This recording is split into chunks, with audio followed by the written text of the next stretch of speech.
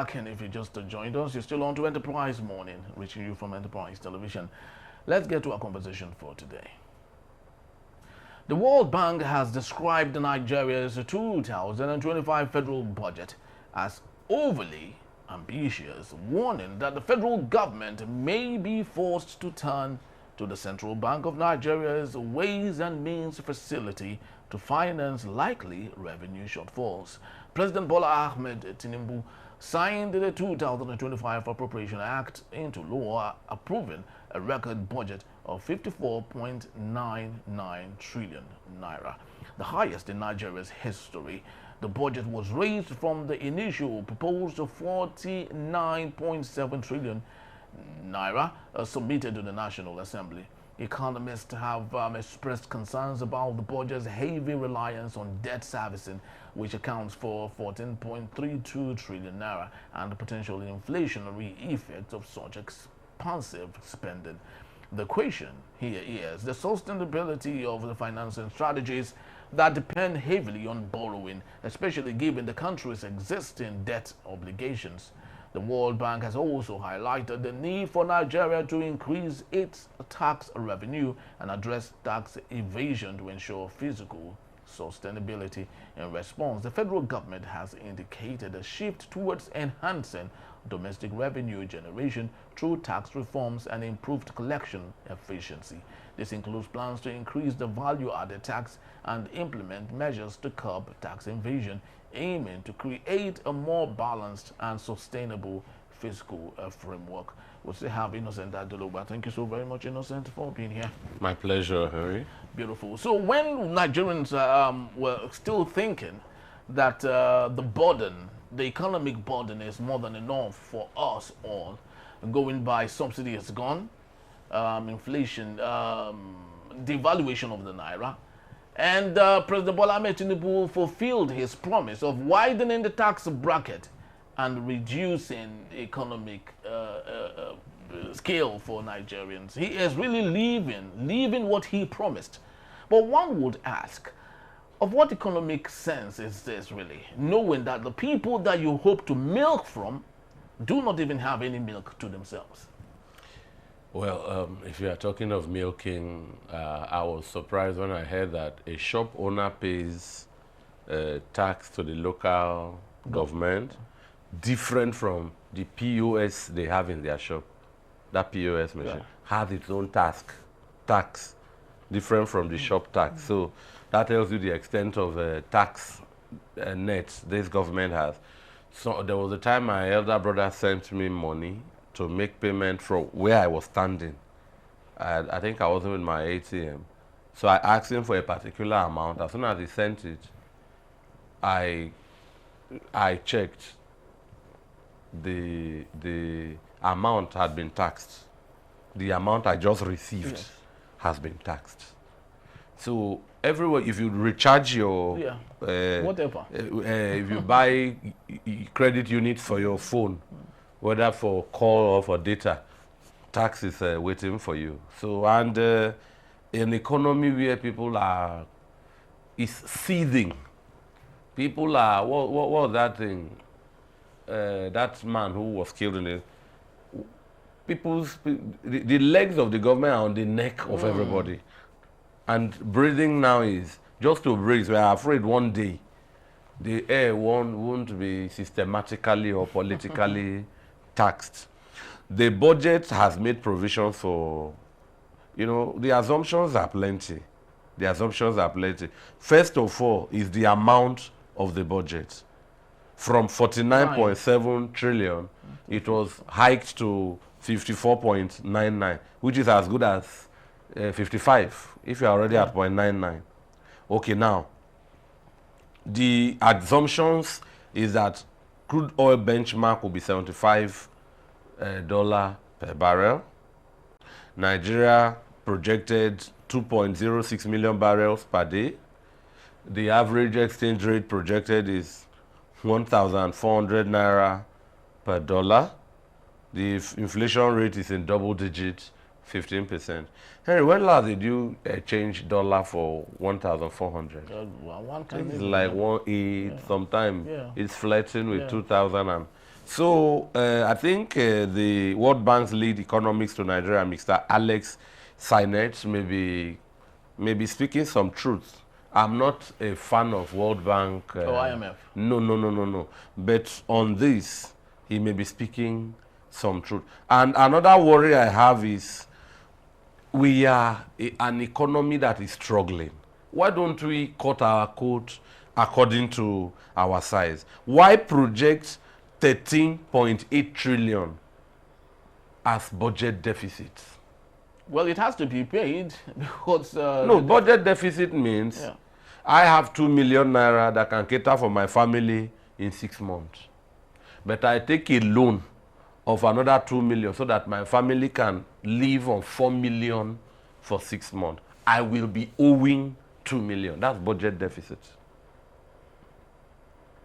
Or rather, that deficit, I hope I'm getting it right now. Okay, no, that deficit on that budget, that 13.8 trillion rather, is projected to be financed. That is not there. Yes, that has to be borrowed to fill in the blank space. I think I'm right too. Yes. So it's financed there. It will be financed through domestic and external borrowing. So yes, that's I think I'm right.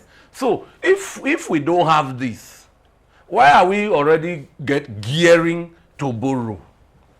Because we have the culture of borrowing, and sometimes we don't see where these borrowings go into. And there is a minister of finance since the days of Minister Okonjo-Iweala, the World Bank chief now. There's the Minister of Finance and coordinating Minister of the Economy, Wale Edu. We are getting this analysis from Mr. Alex Sinet, not from our, because the one here will sing to the tune of the government. But what you have to say about critics, of course, people who are in support of President Bola Ahmed Tinubu, who would say the 54.9 trillion naira budget is actually half of what it is exactly. Why? Because with the exchange rate, which of course is pegged at 1,400 naira, when you reduce it by half, so the budget itself should be like 25 trillion, because as at the time when our budget was 700 or 400 to the dollar, our budget as at the time used to gross about 20 trillion naira. So what do you make about the the explanation? It's humongous. It's humongous. You know, one thing we've come to know is customary, is normal to hear large amount of money flying in the air. Large. They never land. You know, some of those singers and philosophers will say, it's gone with the wind, it's blowing in the wind. This, look, is simple. It may be difficult. If you take it from me, it's a difficult possibility. But the first thing we have to do, in 2004, the European Union declared recession in Greece. In Greece, one of their own. What did they do? They restricted how much someone can take from the ATM or their personal account per day. All the government expenses were reduced by half. Vehicle sales was suspended.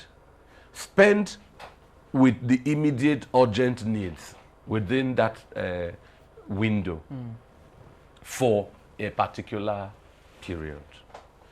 This budget we are discussing, you will be amazed at the opulence, at the lavish from government circle. Let a minister want to pass here, one minister.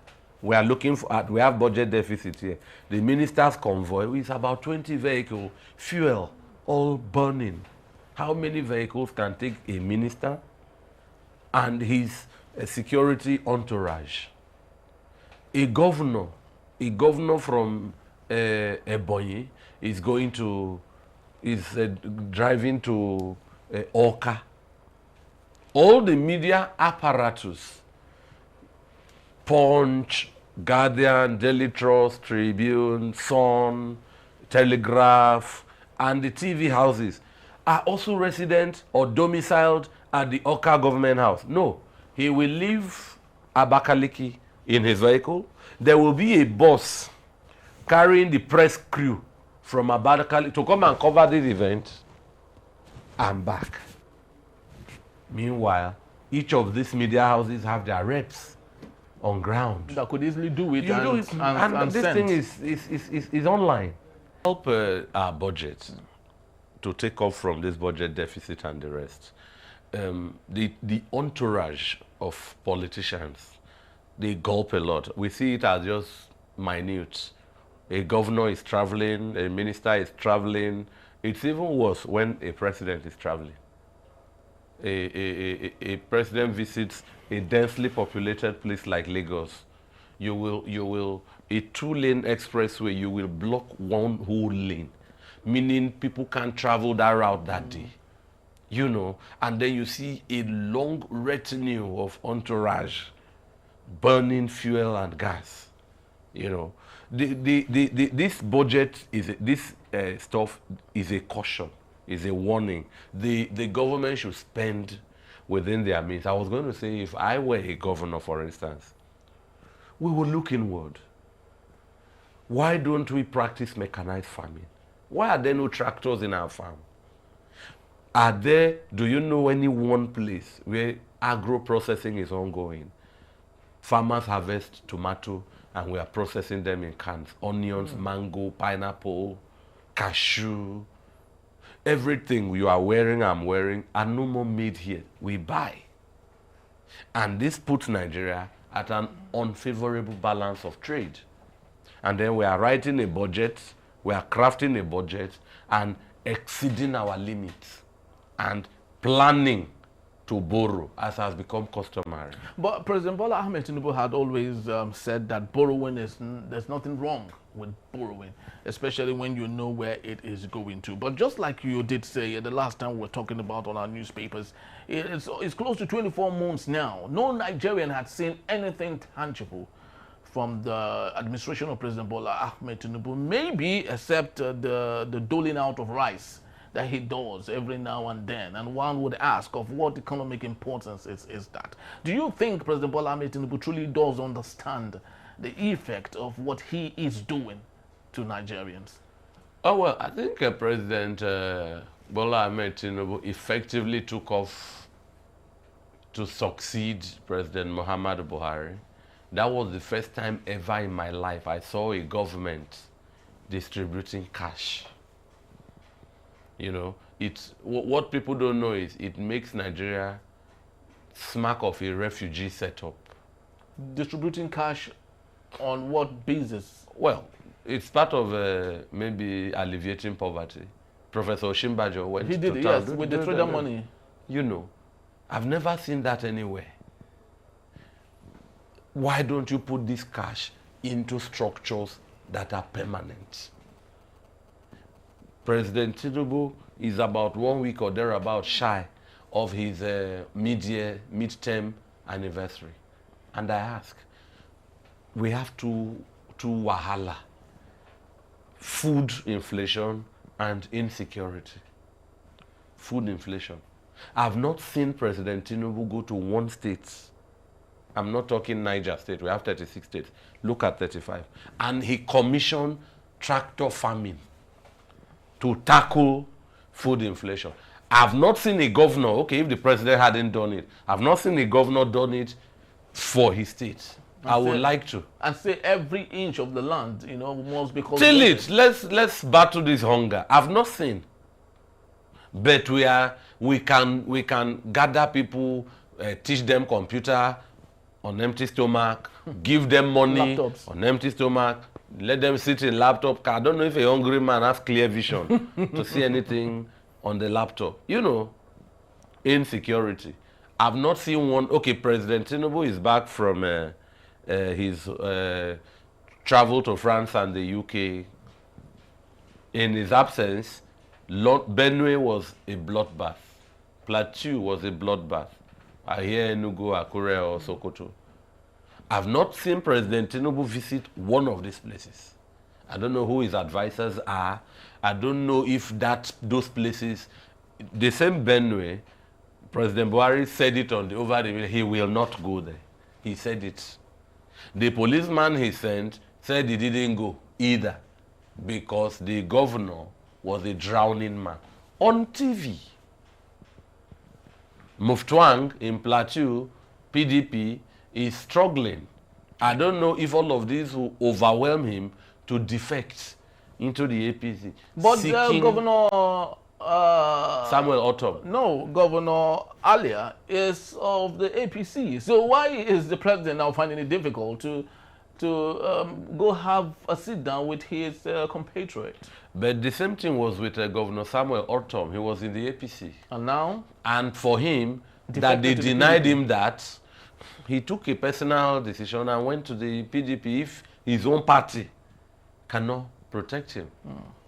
So the Reverend Governor, yes, Hyacinth Alia, has to leave the gates of the church and deal with issues politically. This is real world. But how much of it is he doing? I won't score him much. Okay. With all that is going on in Benue, I won't score him much. My only sympathy is he is not in charge of a police that we can, there's no state police. Otherwise, I won't, even his predecessor, at least Governor Samuel Ortom, Nigerians knew he cried out yeah, endlessly. Relentlessly. I've not heard Governor Hyacinth Alia. I don't know if you have heard him. Well, he is trying to be the fine priest that he is. They have a way of absorbing shock and keeping it to themselves while thinking if there could be a solution to some of these things. While that goes on, yes, lives are being lost. Yes. People are fleeing their ancestral land. And the killer headsmen are grabbing land in his state. The same way there is Nigeria's sovereignty is threatened by these people. The sovereignties of states also are chipping. Each state is a microcosm of the entire country. Now, looking at the budget yet again, Innocent, it's really very important that we look at this thing. We can't overstate some of these things because it affects us, it affects our nutrition in Nigeria, it affects how we deal with other nations of the world. Do you think we can ever get out of this mess anytime soon? I think Nigeria over the years has consciously deepened itself in what the world knows as dependency. If you take a peep at political economy and you look at that topic, dependency theory, Nigeria as a third world country is deepening itself because where we are planning to borrow, we are cementing ourselves worldwide in unequal exchange. And you can see that hinders development. What do we have to exchange? Naira. What's the weight of the Naira to the dollar? The country had already pegged it at one. So 1 Naira is 1,400. $1. One Naira. $1 is once upon a time, it was $2 to 1 Naira. And all the structures that made this feasible, we've truncated them. We are not even looking at them as hope to get us out. We don't want to look at it. I don't know what they tell Nigerian presidents so that when they get to, imagine us running circles. You give motorbikes to people to ride. You give laptop to people to do. You give people money. You shout IT. The solution, we run away from it. The remote issue. Yes. And you see, this is a capitalist world and it's dominated by countries that puts Nigeria on the periphery because we are not a global player. Yeah, very well true. You are wearing dungarees. Is it made in Nigeria? Your wristwatch, is it made in Nigeria? You cut your hair with clipper. Is it made in Nigeria? That fine Ralph Lauren shirt, is it made in Nigeria? This is the H&M suit. Is it made in Nigeria? So we are This kind of budget puts us at the periphery. In pockets of places, we shout China, we shout Brazil, we shout India, but we are not doing what they are doing. We are not doing. I don't think the Indian rupees is this. That's the Indian currency. Yes, I don't rupee, think it's in this situation. There are times the Japanese yen competes with the dollar. You know, there are India, Mexico, Brazil. And one would have thought, actually, with the ongoing tariff fracas, between the two richest nations in the world, one would think that a populated country like Nigeria would take advantage of that. Countries like India have taken advantage of that because with the high tariff on China, other countries with large population are actually taking advantage of the low labor to produce things that other big nations can take advantage of. But Nigeria, we have it in abundance, but the structure is not even there. Electricity, which is even the most important thing. And just to let people know, currently on Enterprise Television, we're running on generator. And that is where the situation is. And one would wonder, Innocent Ajuluba, how do you think we can overcome all of this issue, knowing that the most rudimentary basics, we do not have them? You see, Nigeria is now a peripheral country in global trade. It means that we will be constantly in debt. Why are we in debt? The currency is low. It means that labor is cheap. And so you will see large corporations, foreign corporations, India, China, Lebanese, American, German, they will be here. Why? They are extracting labor and paying low wages. They will take it back to their country or wherever, have them manufactured, processed as finished goods, and bring it. We will use our low wage to buy them very expensively. And we are in that spiral. To make matters worse, we leave our hospitals and other infrastructure in dilapidation. Those who can afford, politicians and some of the well-to-do, fly their people abroad. So the big countries, it's win-win for them and lose-lose for us. Wherever you look, we are in the jackpot season. Jackpot culture is there. We gather our resources, present reckonable bank statement, and crossover. So I don't know. We are stripping Nigeria bare. The government is doing it from the top. Nigerians who cannot withstand the harsh economy are doing it the way they know how to. Each budget should be Spartan budget. And if we are in this quagmire, one of the things to do should be drastic. There is Senate, there is House of Rep. One of them should go. One of them should go, and take it from me, we won't lose anything. So the bicameral legislature... No, it's not good for Nigeria within this context that we are. So how about representation? What then happens to representation? There are two houses of representations. The representation is not being killed, it's being halved. Okay. If you want the Senate where representation is equal, 3 per, say, and we have 109 people there, we go there. If you want the House of Rep where it's very political, you check state by number of local government for another, we'll go, but one of the houses should go. And which do you think amongst the two should go? If we want to scream for equity, keep the Senate, where everybody already have 3 representatives. Because if you go to the House of Rep... Oh, there are more than... Oh, yes, Kano may have more than Bayelsa. Oh, okay. And before you know, people will want to lay claim... Like yes.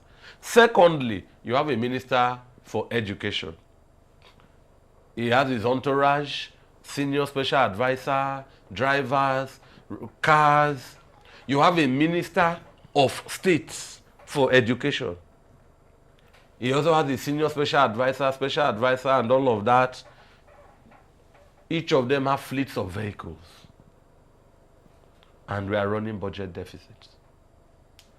Where is the intent for prudence? Where is it? And this is where one of the most scarce commodity in Nigeria between the government and the governed is trust.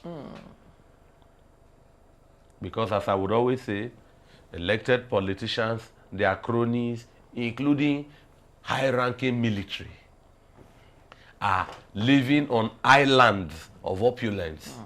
The masses wallow in oceans of poverty. Very despicable, actually. This is so, so sad.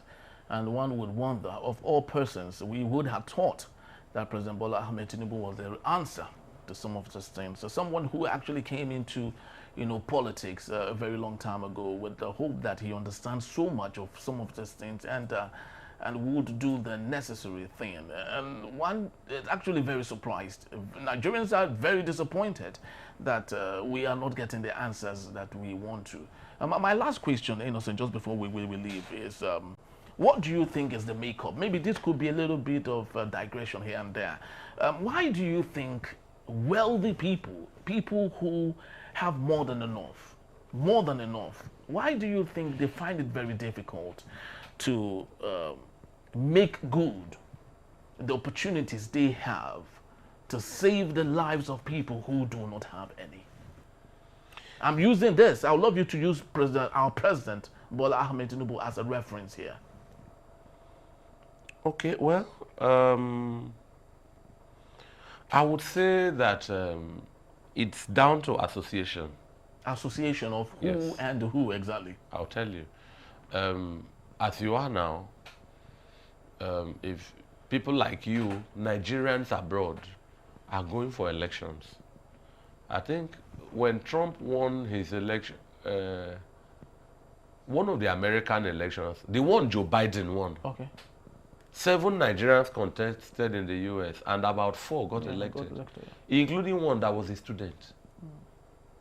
Henry, at our level, even in Nigeria now, the respected comrade Omoyele Sowore is termed a youth.